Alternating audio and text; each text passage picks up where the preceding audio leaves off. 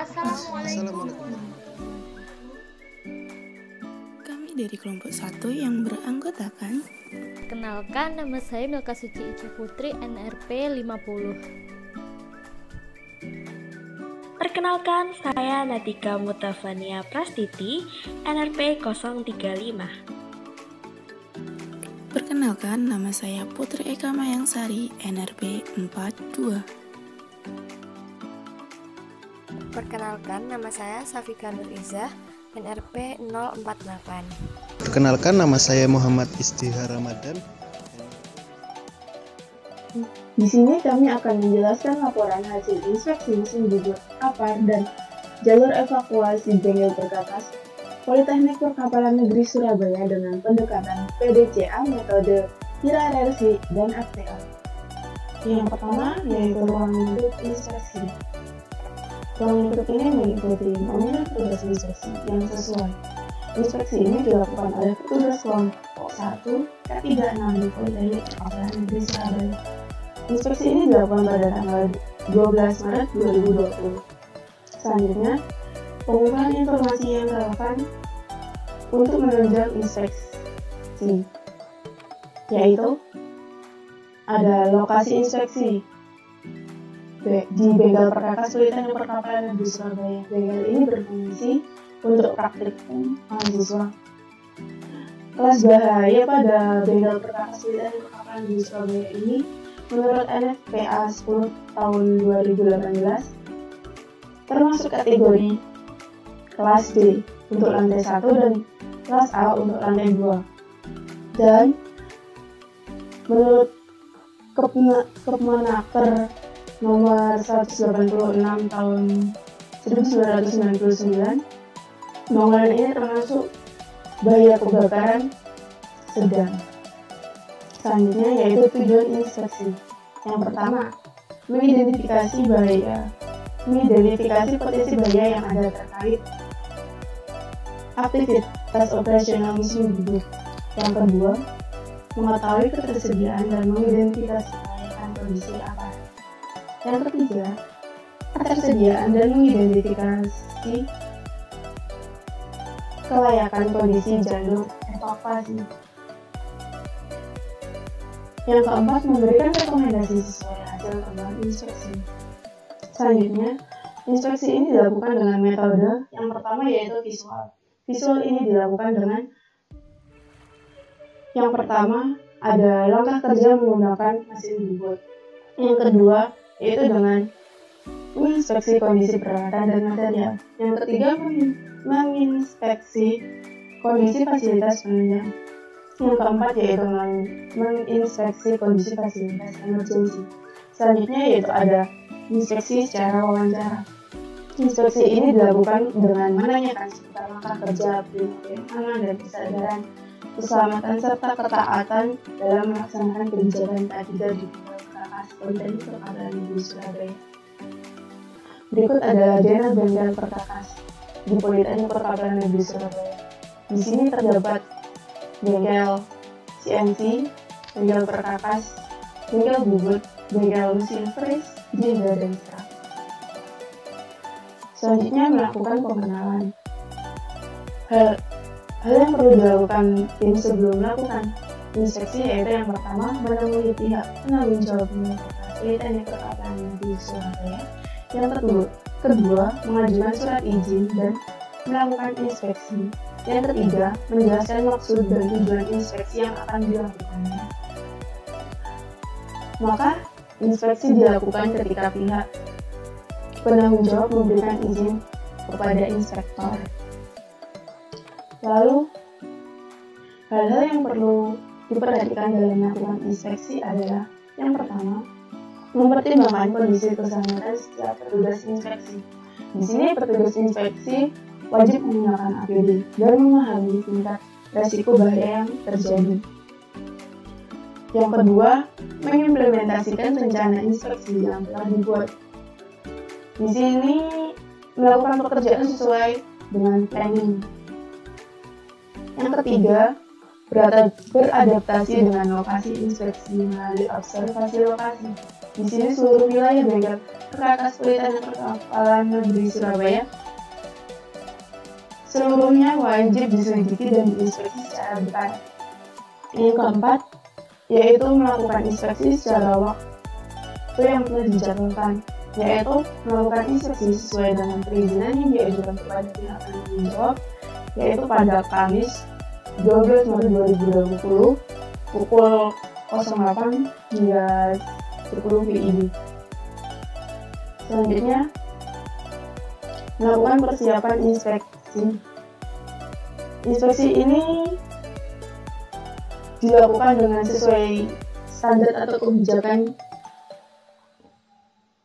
seperti pada APAR, yaitu Peraturan Menteri Tenaga Kerja dan Transmigrasi Nomor 4 Tahun 1980 tentang syarat-syarat pemasangan dan pemeliharaan APAR pada mesin bubut, yaitu Peraturan Menteri Ketenagakerjaan Republik Indonesia tahun Nomor 38 Tahun 2016 tentang keselamatan dan kesehatan kerja pesawat tenaga dan produksi. Selanjutnya, pada jalur evakuasi, yaitu SMI 03 1746 2000 tentang perencanaan dan pemasangan sarana jalan keluar untuk penyelamatan terhadap bahaya kebakaran pada bangunan gedung. Dan yang kedua, menggunakan SNI 03 5624 2001 tentang tata cara perencanaan pencahayaan darurat, tanda arah, dan sistem peringatan bahaya pada bangunan gedung. Lalu, langkah inspeksi adalah yang pertama, menyiapkan peralatan, yaitu surat izin, form, alat tulis. Yang kedua, menuju lokasi inspeksi. Lokasi inspeksi ini yaitu di Bengkel Perkakas Politeknik Perkapalan Negeri Surabaya. Yang ketiga, melakukan observasi, yaitu observasi yang dilakukan pada Bengkel Perkakas Politeknik Perkapalan Negeri Surabaya. Yang keempat, mengisi form inspeksi. Form inspeksi ini terdiri dari APAR, IRP, dan SOP mesin bubut. Yang kelima, mendokumentasikan temuan. Yang keenam adalah membuat laporan inspeksi dan rekomendasi untuk perbaikan berkelanjutan. Menyiapkan peralatan, yaitu di sini ada surat izin inspeksi yang dikeluarkan oleh Politeknik Perkapalan Negeri Surabaya untuk kami melakukan inspeksi di Bengkel Perkakas Politeknik Perkapalan Negeri Surabaya. Selanjutnya, ini ada form inspeksi. Yang pertama, form inspeksi APAR seperti ini sesuai dengan Permen 4 tahun 1980. Ini form inspeksi jalur evakuasi atau IRP yang sesuai SNI yang sudah dijelasin tadi. Dan ini adalah form observasi mesin bubut. Form ini untuk SOP mesin bubut sesuai Peraturan Nomor 38 tahun 2016 tadi. Form ini dibuat oleh data penulis yaitu pada tahun 2020, yaitu kelompok 1K36B. Selanjutnya, menyiapkan IBPR sebagai metode analisa dari pekerjaan di lokasi Bengkel Perkakas. Yang pertama yaitu menggunakan hierarki. Hierarki ini bertujuan untuk mengidentifikasi bahaya, menilai resiko bahaya, dan mengendalikan resiko tersebut. Yang kedua adalah FTA. FTA ini untuk mengidentifikasi penyebab dasar terjadinya kegagalan pada mesin bubut yang memiliki resiko tinggi. Nah, di sini kita mulai dari hierarki. Dari hierarki ini ada penyediaan tabel risk assessment dari ASNZS 4360/2004, yaitu ada tabel untuk penilaian resikonya, ada ukuran tingkat keparahan yaitu level 1, insignifikan, level 2 itu minor, level 3 itu moderator, level 4 itu mayor, dan level 5 itu katastrofik. Penjelasannya udah tertera. Selanjutnya ada tingkat probabilitas atau keseringan. Itu level A, itu almost certain, B itu likely, level C itu possible, level D itu unlikely, dan level E itu rare.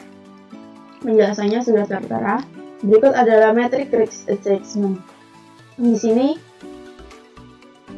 likelihood-nya yang pakai A, B, C, D, E, dan di sini ada konsekuen levelnya yaitu 1, 2, 3.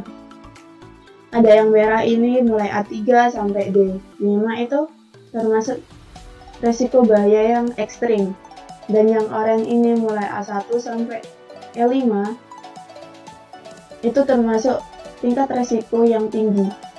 Terus yang kuning ini D1 sampai E3 ini termasuk tingkat resiko yang moderat atau sedang, dan yang terakhir yaitu yang hijau C1 sampai C1 sampai E2 ini termasuk tingkat bahaya yang rendah. Ini dapatkan sumber dari LPSJP 2008. Selanjutnya, ini adalah format hierarki pekerjaan mesin bubut.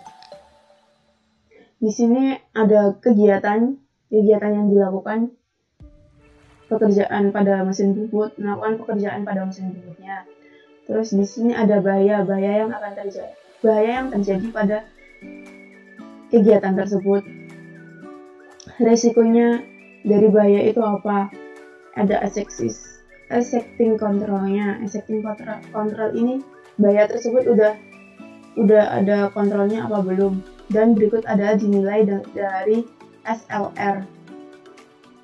Ada SLR. S itu severity, L itu likelihood, R itu ratio, yaitu tingkat resikonya, termasuk yang extreme, high, moderate, low. Terus ada rekomendasi dari tingkat resiko ini bagaimana. Setelah itu rekomendasi itu dinilai lagi dengan severity, likelihood, dan tingkat resikonya bagaimana, tetapkah, menurunkah, atau lebih parah atau gimana. Setelah itu di sini ada PIC, yaitu penanggung jawab dari perlakuan penilaian bahaya ini ataupun perlakuan dari rekomendasi ini. Selanjutnya adalah FTA atau Fault Tree Analysis. Jadi apa sih Fault Tree Analysis itu? Fault Tree Analysis adalah analisis pohon kesalahan secara sederhana yang dapat diuraikan sebagai suatu teknik analitis yang bersifat top-down, dimulai dari kejadian umum atau kerusakan secara umum. Selanjutnya penyebabnya secara khusus ditelusuri sampai ke bawah, sampai ditemukan root cause. Terdapat beberapa simbol kejadian pada FTA, yaitu yang pertama ada rectangle. Rectangle ini melambangkan top level event dan intermediate event. Selanjutnya ada diamond, yaitu undeveloped event atau kejadian yang tidak terduga dan biasanya paling awal menyebabkan kerusakan. Selanjutnya adalah house, yaitu kejadian input dan merupakan kegiatan terkendali atau signal. Dan yang terakhir adalah circle. Circle melambangkan basic event atau root cause atau penyebab paling dasar dari suatu FTA. Pada FTA terdapat beberapa simbol gerbang.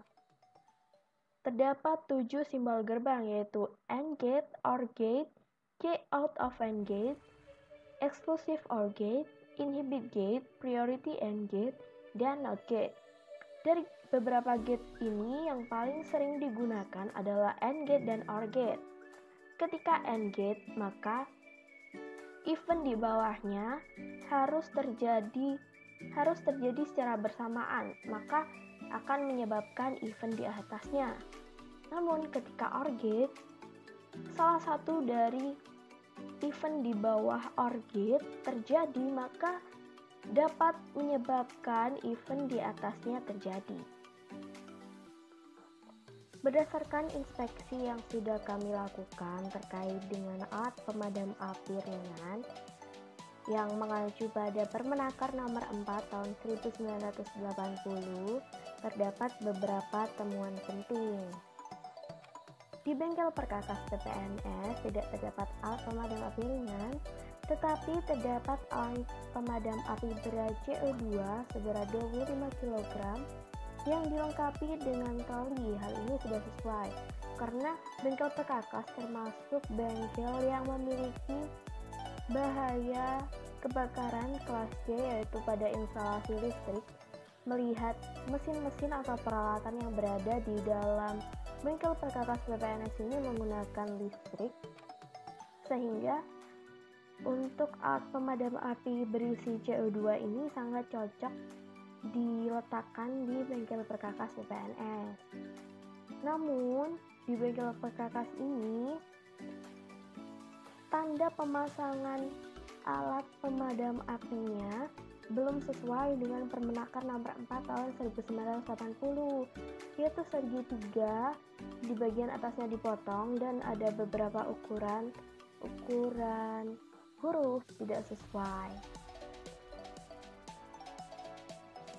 Pada alat pemadam api berat yang ada di bengkel PPNS ini juga memiliki expired date yang sudah lama expired, yaitu tanggal 25 Juni 2019, yang artinya sudah setahun lebih alat pemadam api berat ini tidak dapat berfungsi dengan optimal, yang menandakan tidak adanya inspeksi secara berkala, dan juga di alat pemadam api tersebut tidak terdapat catatan inspeksi.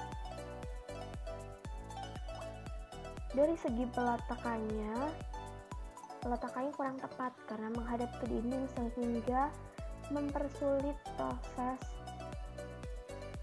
pengambilan alat pemadam api, sehingga dapat menghambat pemadaman ketika terjadi kebakaran atau konsleting.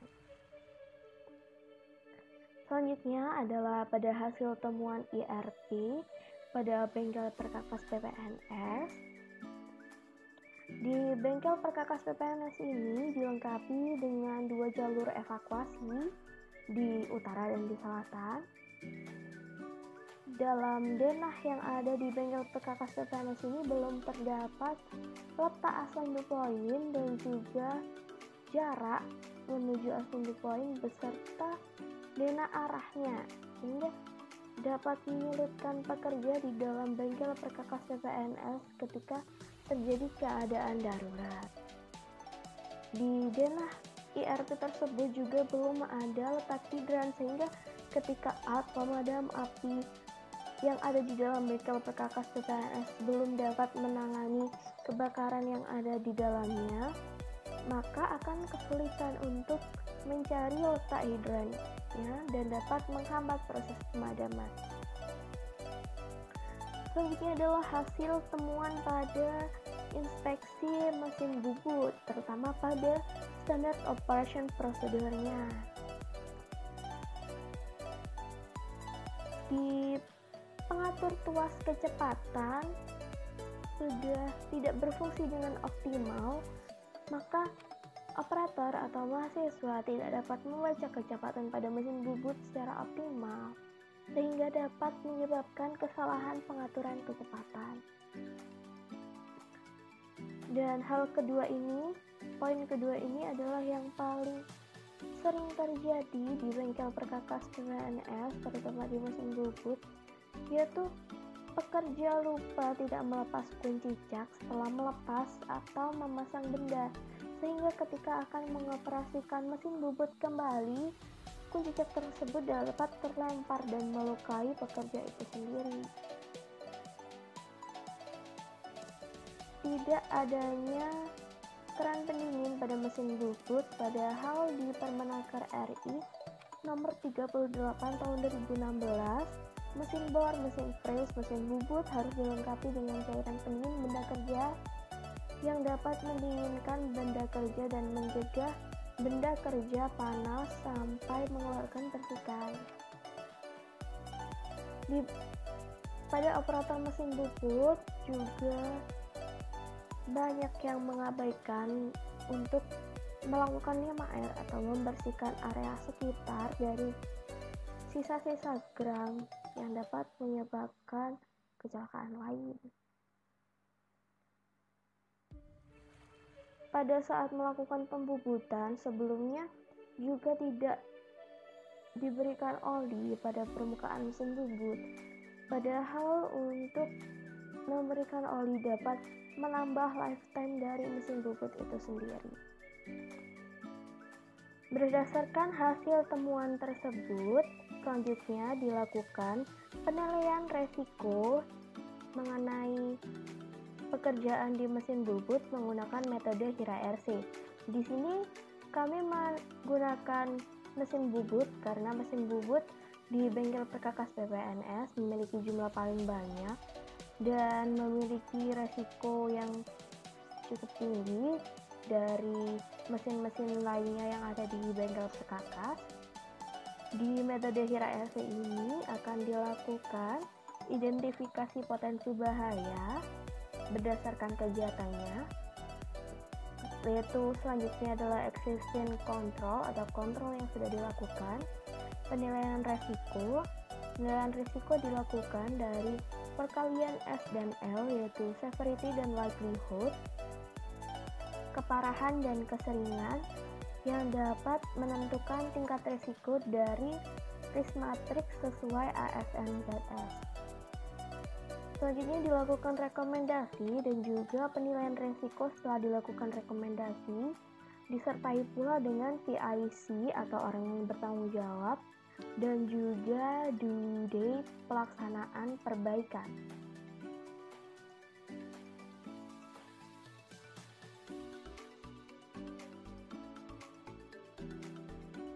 Dari hasil HIRA RC pada mesin bubut tersebut, terdapat dua kegiatan atau dua bahaya yang paling tinggi, yaitu pengunci cek tidak dilepas yang dapat menyebabkan pengunci terlempar dan melukai operator.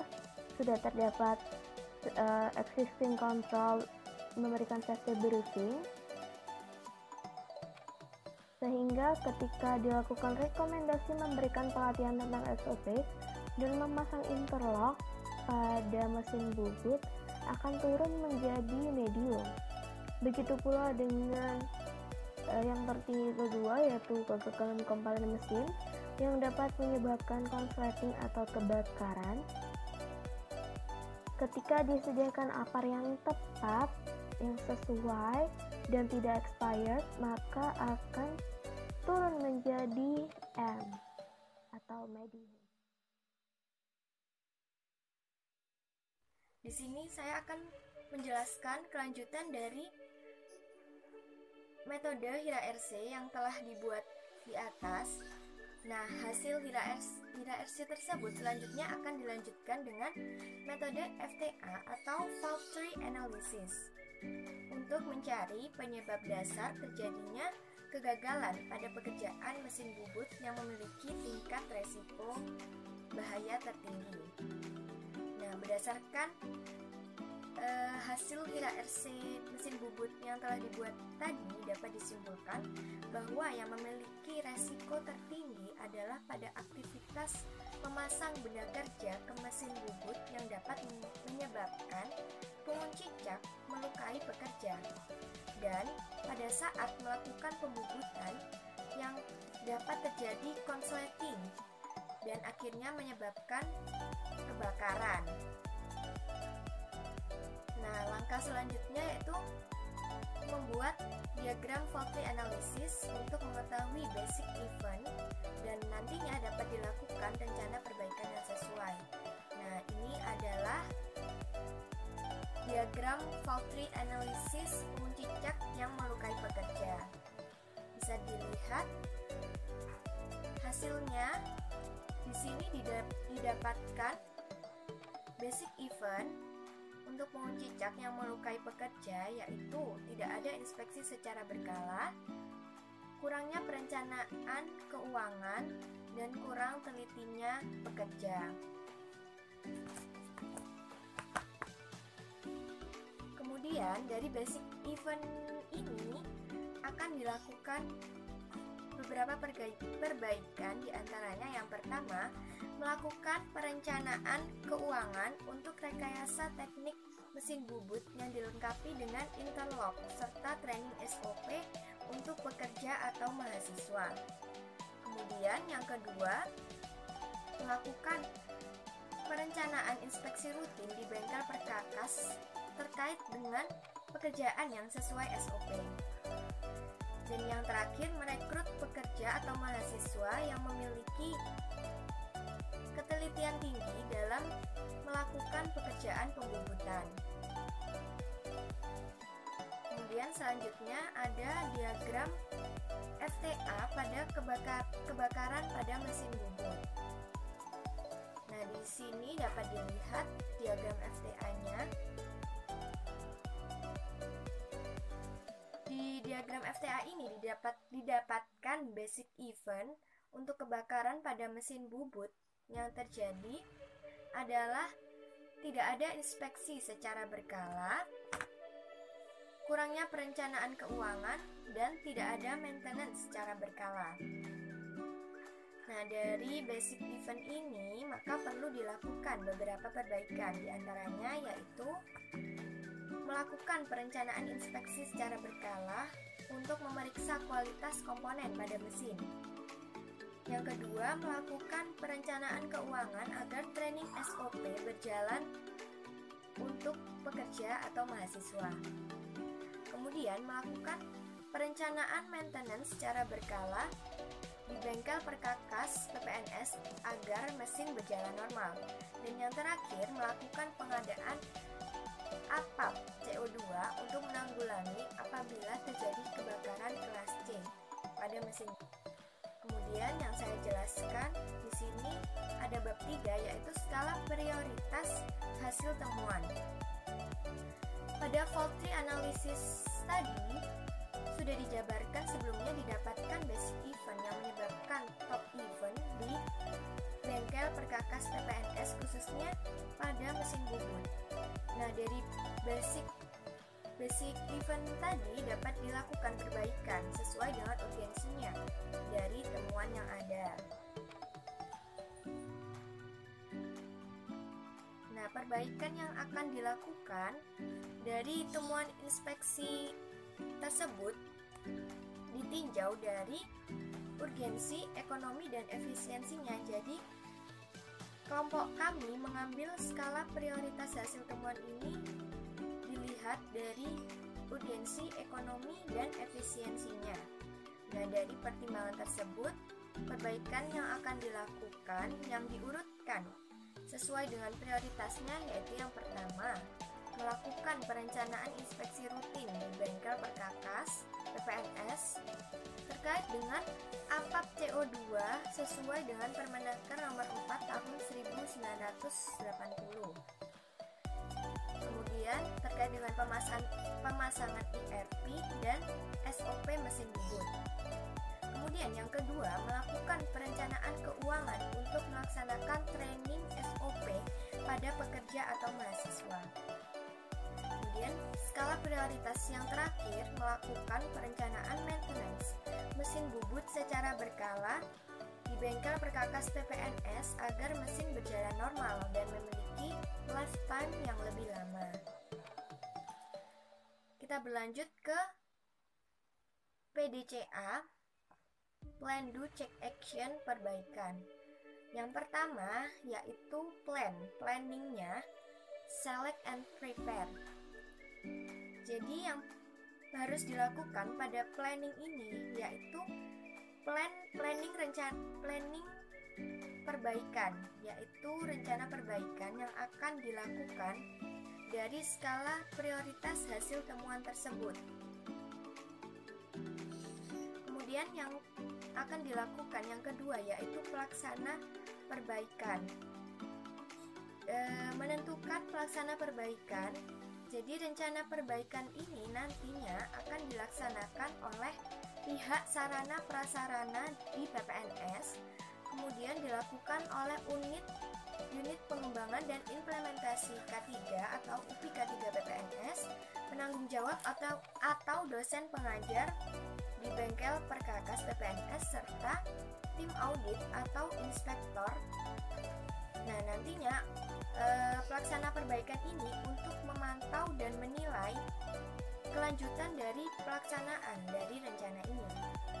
Kemudian selanjutnya yaitu tujuan perbaikan. Tujuan dari perbaikan hasil temuan yang kami dapat tadi yaitu untuk mencegah terjadinya kerusakan pada atap, pemasangan jalur evakuasi atau IRP, dan komponen pada mesin bubut. Kemudian yang kedua, mencegah terjadinya ketidakpahaman pada pekerja terkait SOP mesin bubut. Dan yang terakhir, untuk mencegah terjadinya kecelakaan kerja akibat adanya resiko bahaya kebakaran pada mesin bubut. Kemudian langkah selanjutnya yaitu metode perbaikan, melakukan metode perbaikan. Jadi langkah-langkah yang dilakukan untuk metode perbaikan dari hasil temuan tersebut, dari hasil temuan tadi adalah yang pertama, langkah-langkah perbaikan 1 yaitu perbaikan melakukan perencanaan inspeksi rutin. Langkah-langkahnya yaitu yang pertama, membuat jadwal inspeksi dan tim inspeksi, mengumpulkan informasi yang relevan terkait lokasi dan objek yang akan diinspeksi. Dan yang ketiga, menentukan tujuan inspeksi dan memilih metode inspeksi yang sesuai, menentukan dasar peraturan terkait APAP CO2, IRP, dan SOP mesin bubut. Yang kelima, membuat form inspeksi sesuai peraturan yang terkait. Jadi form inspeksinya ini terlampir di lampiran laporan kami. Kemudian yang terakhir, menginspeksi secara rutin terkait APAP CO2, IRP, dan SOP mesin bubut. Kemudian langkah-langkah perbaikan yang kedua yaitu langkah-langkah untuk melakukan perencanaan keuangan untuk melaksanakan training SOP. Jadi langkah-langkahnya yaitu yang pertama, mengevaluasi kondisi keuangan, menyusun tujuan keuangan, menyusun perencanaan keuangan untuk mencapai tujuan tersebut. Yang keempat, melaksanakan perencanaan keuangan yang telah disusun. Dan yang kelima, mengadakan training SOP. Kemudian, langkah-langkah perbaikan yang ketiga atau yang terakhir, yaitu kita langkah-langkah melakukan perencanaan maintenance mesin bubut secara berkala. Jadi langkah-langkahnya yaitu yang pertama, mempersiapkan peralatan dan bahan yang dibutuhkan, memeriksa setiap bagian poros, puli, cak, dan sabuk penggerak pada saat motor sebelum bekerja maupun sedang bekerja. Kemudian yang ketiga, melakukan pemeriksaan kebengkokan pada cak atau pencakam. Yang keempat, memeriksa setiap eretan, apakah terjadi gesekan antara eretan dan kedudukan eretan. Yang kelima, melumasi oli. Yang keenam, melakukan penyetelan pada kedudukan mesin agar seimbang. Kemudian, menulis catatan setiap hasil pemeriksaan yang telah dilakukan. Kemudian yang terakhir, setelah maintenance, yang paling penting harus membersihkan tempat kerja. Kemudian selanjutnya, kita membuat checklist perbaikan. Jadi lokasi perbaikannya ini ada di bengkel perkakas PPNS dan waktu perbaikannya itu per 6 bulan termasuk untuk maintenance-nya. Dan peralatan-peralatan yang dibutuhkan itu checklist perbaikan, alat tulis, alat ukur, dan yang pastinya yang paling penting yaitu APD lengkap. Nah, ini adalah checklist perbaikan di bengkel perkakas PPNS. Kemudian checklist maintenance mesin bubut dilakukan per 6 bulan sekali sama. Kemudian di sini ada checklist pemeriksaan APAP CO2 pada bengkel perkakas PPNS. Selanjutnya, yang kedua yaitu do, conduct intelligence lead inspection. Jadi do ini langkah yang pertama yaitu make introduction, kenalan. Jadi sebelum dilakukan perbaikan yang telah direncanakan, nah pelaksana perbaikan ini harus mendapatkan persetujuan dari direksi kampus. Karena direksi kampus ini kan juga tanggung jawab tertinggi yang terletak di direksi kampus, sehingga harus mengajukan pengizinan perbaikan terlebih dahulu. Kemudian setelah mendapatkan persetujuan dari direksi kampus, proses perbaikan dapat dilaksanakan. Kemudian yang kedua yaitu specific risk control system. Jadi identifikasi resikonya. Jadi inspeksi ini dilakukan menggunakan metode inspeksi hand and power tools dan dilaksanakan secara visual. Nah, inspeksi ini dilakukan dengan mempertimbangkan kondisi keselamatan setiap pelaksana perbaikan, mengimplementasikan rencana perbaikan yang telah dibuat, dan melakukan perbaikan sesuai waktu yang telah dijadwalkan, yaitu 6 bulan setelah disetujui direksi kampus. Kemudian make regulatory decision. Jadi inspeksi ini dilakukan dalam waktu 1-2 hari, namun BPR dilakukan dalam waktu lebih dari 6 bulan untuk memperoleh data observasi serta inspeksi dilakukan secara berkala. Kemudian selanjutnya yaitu communicate the outcome and conclude the visit. Jadi di sini setelah dilakukan perbaikan maka dibuat laporan inspeksi yang kemudian dikomunikasikan kepada pihak yang berwenang. Saya akan menekankan tentang check dan actionnya. Di sini terdapat 3 poin, yaitu report and recording, following up and close up, close out, dan evaluate. Yang pertama adalah reporting and recording. Di sini terdapat 2 hasil checklist, yaitu hasil checklist maintenance mesin bubut dan hasil checklist pemeriksaan APAR. Di sini terdapat checklist maintenance mesin bubut, yaitu headstock, bed mesin bubut, dan tailstocknya. Di sini terekam kondisi mesin baik semua. Dan di sini adalah hasil checklist pemeriksaan APAP CO2 dan terekam baik semua. Yang kedua adalah following up and closing out. Berdasarkan pemeriksaan yang dilakukan, hasil pengecekan beserta rekomendasi inspektor diserahkan kepada pihak yang berwenang untuk dilakukan tindak lanjut sehingga pengecekan dan perbaikan yang dilakukan memberi manfaat kepada pihak berwenang. Yang ketiga adalah evaluasi. Yang pertama, inspeksi rutin telah dilakukan sehingga dapat meminimalisir terjadi near miss atau kecelakaan terkait dengan SOP mesin bubut. Yang kedua adalah rencana perbaikan hasil temuan mengenai APAP dan daerah ERP telah dilakukan sehingga dapat mencegah terjadinya kebakaran hebat dan dapat langsung ditangani dengan cepat dan tepat. Kerusakan pada APAP dan komponen pada mesin bubut. Yang ketiga adalah pelatihan standard operation procedure atau SOP mesin bubut telah dilakukan guna meningkatkan tingkat pemahaman mahasiswa atau pekerja, namun masih perlu ditingkatkan. Dan yang keempat adalah maintenance rutin mesin bubut masih perlu ditingkatkan. Yang selanjutnya adalah action. Di action ini terdapat 3, yaitu safety policy, safety training, dan safety audit. Safety policy adalah dalam implementasinya digunakan analisis stream matrix serta analisis interferensi safety policy. Di regulasi 1 ini menerapkan pentingnya keselamatan bekerja pada operasional mesin bubut. Yang pertama adalah organization. Polisinya, PPNS sadar akan pentingnya keselamatan bekerja pada operasional mesin bubut bengkel perkakas.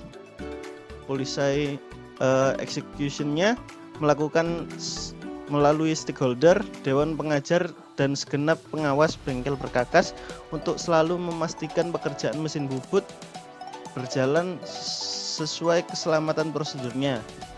Dan pada policy assessment-nya melakukan evaluasi besar berupa pelaporan tindakan near miss atau insiden yang terjadi serta melakukan perbaikan dari hasil temuan pelaporan secara berkala atau contohnya 1 bulan sekali. Selanjutnya adalah pada jobnya. Polisinya awareness atau kesadaran mengenai prosedur kerja mesin bubut yang aman. Pada policy executionnya melakukan pengecekan alat kerja serta bagian-bagian mesin bubut dan performa penyesuaian atau kalibrasi sebelum melakukan praktikum. Selain itu selalu memperhatikan setiap langkah SOP baik yang tertulis maupun dari penyampaian pengawas. Pada policy assessment-nya melaporkan ke kepala atau pengawas bengkel perkakas PPNS bila terdapat alat kerja atau APD ataupun bagian-bagian mesin bubut yang tidak lengkap, yang tidak sesuai dengan prosedur keselamatan, serta dapat mengganggu kelancaran pekerjaan. Selanjutnya adalah individualnya. Pada polisinya, kepatuhan individual praktikan terhadap operasional mesin bubut sesuai dengan prosedur keselamatan. Pada policy executionnya melakukan pengecekan terhadap kelengkapan APD serta melakukan penghentian pekerja ketika ditemukan unsafe action atau unsafe condition.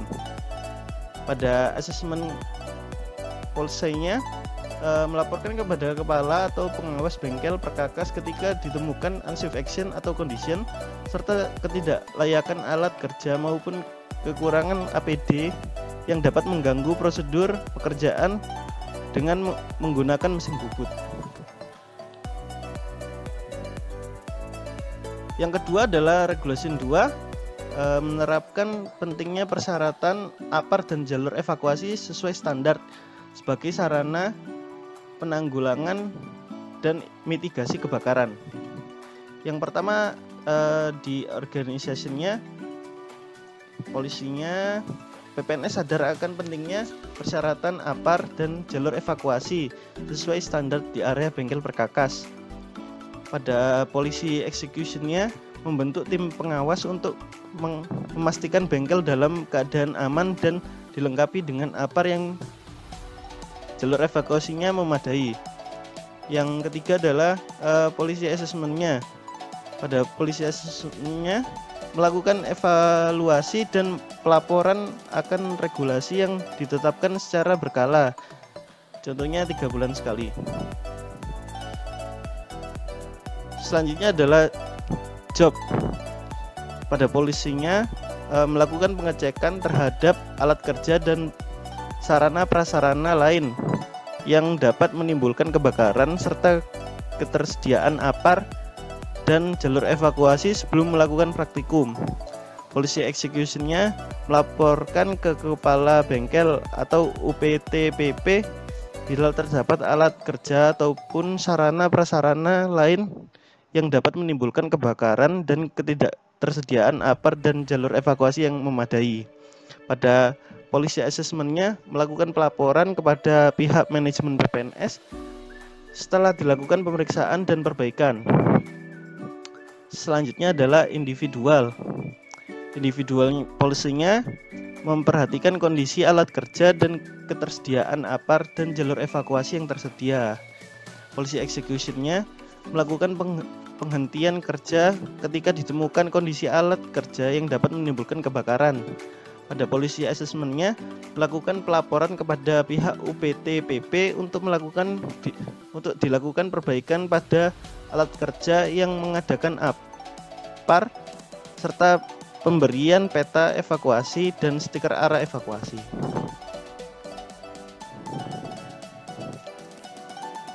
sini adalah analisis intervensi safety policy.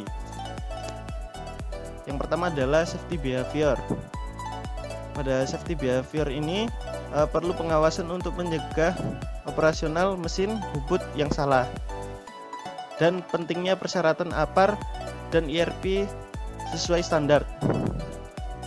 Pada maintenance challenge with novelty, pemasangan poster atau SOP mesin bubut di setiap mesin. Dan yang kedua adalah pemasangan stiker peta jalur evakuasi di bengkel perkakas PPNS. Vary the message ada 3, yaitu periksa cak sebelum memutar mesin. Yang kedua, periksa APAR sebelum tersambar. Yang ketiga adalah keep calm and follow the part. Yang keempat adalah melibatkan target. Terdapat 2 poin, yaitu setiap praktikan melakukan pengecekan kelengkapan alat kerja APD sebelum bekerja. Yang kedua adalah pihak manajemen bengkel PPNS melakukan pengecekan ketersediaan APAR dan jalur IRP 1 bulan sekali. Yang kelima adalah waktu dan tempat yang tepat. Setiap hari ketika penyampaian safety briefing, saat apel dan sebelum praktikum dilaksanakan. Yang keenam adalah implicate consequence. Pada implicate consequence ini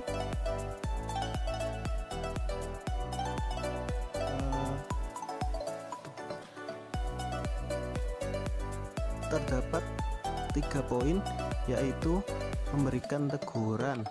Yang kedua adalah denda 2 kali lipat bagi mesin bubut yang rusak. Dan yang ketiga adalah SP. Lanjut, setelah kita melalui tahap safety policy atau pembuatan kebijakannya, kita lanjut ke tahap safety training atau pelatihan K3. Yang pertama, kita harus mengidentifikasi kebutuhan pelatihan. Di sini terdapat 2 analisis. Analisis yang pertama yakni analisis organisasi, yang terdapat 3 alasan. Yang pertama yakni bengkel perkakas PPNS berpotensi tinggi terjadi kebakaran kelas D. Yang kedua, mahasiswa atau dosen atau karyawan yang masih asing akan penggunaan alat atau benda atau objek baru yang berisiko menyebabkan kebakaran.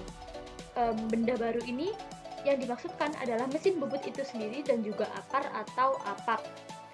Yang ketiga, terdapat mahasiswa atau dosen atau karyawan baru yang rawan akan human error.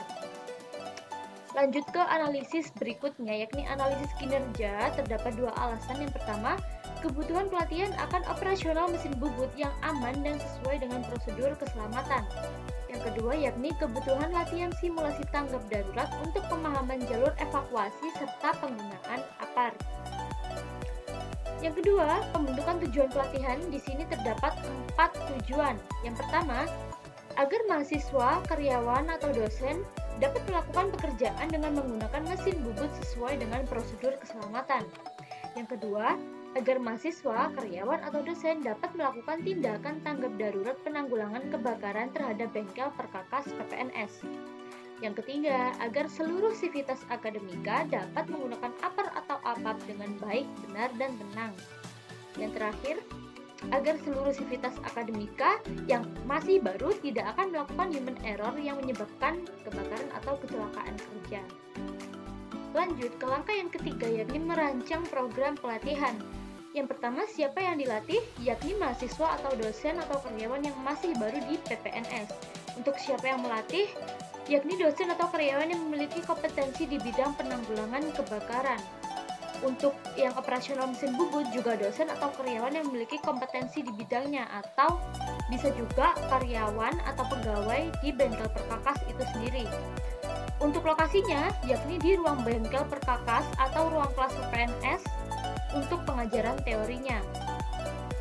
Untuk metodenya termasuk training center, yakni demonstrasi dan contoh yang pada akhirnya setiap praktikan akan melakukan simulasi. Nah, untuk evaluasinya yakni terdapat 3. Yang pertama, dilakukan penilaian benda kerja setelah dibubut, kemudian dilakukan juga pengecekan prosedur keselamatannya setelah mesin dimatikan. Apakah APD-nya lengkap, apakah alat-alatnya lengkap dan tidak terdapat kerusakan, seperti itu. Lalu dilakukan penilaian praktik penggunaan APAR atau APAP dari simulasi IRP. Ini yang untuk inspeksi APAR ya. Lalu langkah terakhir, pihak PPNS memberikan kuesioner pasca pelatihan dan juga beberapa bulan pasca pelatihan. Ini berguna untuk mengecek keefektivitasannya ya. Jadi dibandingkan sebelumnya bagaimana, kemudian yang sesudah bagaimana. Tahap selanjutnya yakni program pelatihan lanjutan, yakni peserta dimonitoring secara berkala, lalu pengawasan progres kerja didokumentasikan secara rutin dan tertulis setiap selesai melakukan kerja dengan mesin bubut ataupun setelah menggunakan APAR atau APAP-nya. Nah, kemudian dilakukan pelaporan dokumentasi 3 bulan sekali melalui form dari bengkel perkakas. Nah, apabila dalam rentang waktu tersebut masih terdapat praktikan yang melakukan kesalahan atau human error, akan dilakukan eksekusi atau program pelatihan lanjutan. Seperti itu. Nah, setelah kita melalui tahap safety policy dan juga safety training, kita akan membahas tentang safety audit. Gunanya untuk mengecek dari kesesuaian 3 tadi apakah sudah efektif atau belum, itu dicek di safety audit. Yang pertama, sama langkahnya yakni pertama menentukan policy atau kebijakannya yang meliputi kelengkapan berkas pelatihan operasional mesin bubut dan pelatihan penggunaan APAR atau APAP serta audit kelengkapan dokumentasi evaluasi bukti keefektifan pelatihan. Yang kedua, mengetahui tujuan dan manfaat dari audit itu sendiri. Tujuannya yang pertama untuk menentukan keefektifan kebijakan operasional mesin bubut dan penggunaan APAR dan APAP di bengkel perkakas PPNS. Kemudian yang kedua, tujuannya yakni sebagai langkah evaluasi tingkat atas untuk mengatasi dan menghindari segala jenis resiko kecelakaan yang terjadi. Untuk manfaatnya, dapat meningkatkan citra atau reputasi dari PPNS terutama di bidang bengkel perkakas. Yang kedua, dapat meningkatkan informasi dan pengetahuan mengenai standar yang digunakan dalam pekerjaan mesin bubut ataupun standar persyaratan APAR dan APAP. Yang ketiga, dapat meningkatkan informasi mengenai deskripsi situasi nyata, bagaimana sih kondisi operasionalnya mesin bubut dan persyaratan APAR dan APAP di bengkel perkakas itu sendiri. Lanjut ke tipe audit. Nah, tipe audit dalam hal ini yakni adalah tipe audit kepatuhan, yang mana audit tersebut merupakan audit untuk mengkaji kepatuhan praktik terhadap aturan atau prosedur yang berlaku, apakah sesuai dengan kebijakan yang diacu, seperti itu. Kemudian untuk standarnya, kita mengacu pada 2 standar, yakni standar internasional dan nasional. Internasional kita mengambil ISO 45001, kemudian untuk yang nasional kita memakai PP nomor 50 tahun 2012. Lanjut, untuk alat ukur audit, alat ukur ini meliputi seluruh form yang dipersyaratkan dalam manual SMK 3. Nah, manual SMK 3 ini mengacu pada standar yang tadi, yakni standar ISO dan juga PP. Nah, kita ambil contoh formnya, form pelatihan operasional mesin bubut, serta form inspeksi kesesuaian persyaratan APAR dan APAP. Lanjut ke langkah yang keenam, yakni perencanaan audit. Pertama, jadwal audit itu dilakukan 3 tahun sekali. Kemudian objek yang diaudit yakni pihak administrasi bengkel perkakas.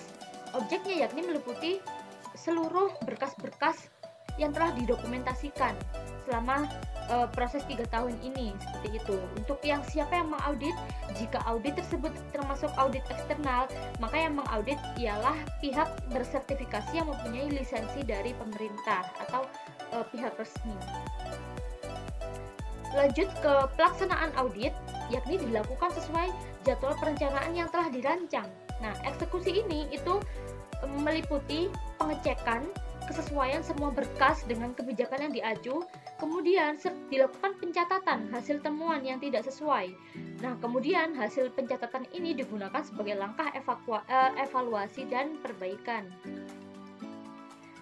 Untuk evaluasinya, ini tuh dilakukan untuk memperbaiki hasil temuan yang tidak sesuai dengan kebijakan yang diacu oleh PPNS, termasuk standar dari bengkel perkakas itu sendiri. Kemudian didokumentasikan dalam bentuk form dengan deskripsi PIC dan batas waktu perbaikan. Jadi harus ada deadline. Perbaikan ini diperbaiki itu sampai batas waktu kapan dan siapa penanggung jawabnya, seperti itu. Nah, ini untuk format pelaporan temuan audit. Tempatnya di bengkel perkakas. Waktu ini hanya format, ini kami mengacu pada tanggal inspeksi kami, yakni 20 Maret 2020. Siapa yang diaudit, yakni pihak administrasi bengkel perkakas PPNS. Temuannya, kita mengambil contoh, tidak terdapat pelatihan lanjutan kepada mahasiswa yang melakukan kesalahan berulang saat mengoperasikan APAP. Nah, maka langkah selanjutnya untuk memperbaiki ini adalah melakukan pelatihan lanjutan. Lanjut ke langkah yang ke-10, yakni tinjauan kembali proses audit. Pada tahap ini dilakukan untuk pengawasan dan pemastian bahwa proses evaluasi atau perbaikan dari temuan audit telah dilaksanakan sesuai dengan standar yang diacu oleh PPNS dan menjadikannya sebagai closed status. Nah, sebagai contoh di temuan kita menemukan tidak terdapat pelatihan lanjutan kepada mahasiswa yang melakukan kesalahan berulang saat mengoperasikan APAP. Langkah perbaikannya berupa pelatihan lanjutan. Nah, di tahap tinjauan kembali ini, kita pastikan bahwa si siswa ini yang melakukan kesalahan telah mendapatkan pelatihan lanjutan atau tidak. Jika tidak, perlu diperbaiki, yakni melakukan pelatihan, dan jika sudah dilakukan pelatihan, maka harus dipastikan bahwa dia telah berhasil mencapai tujuan itu. Nah, begitu seterusnya hingga menjadikannya sebagai closed status. Sekian dari presentasi kami, kelompok 1. Mohon maaf apabila terdapat kesalahan dan pengucapan.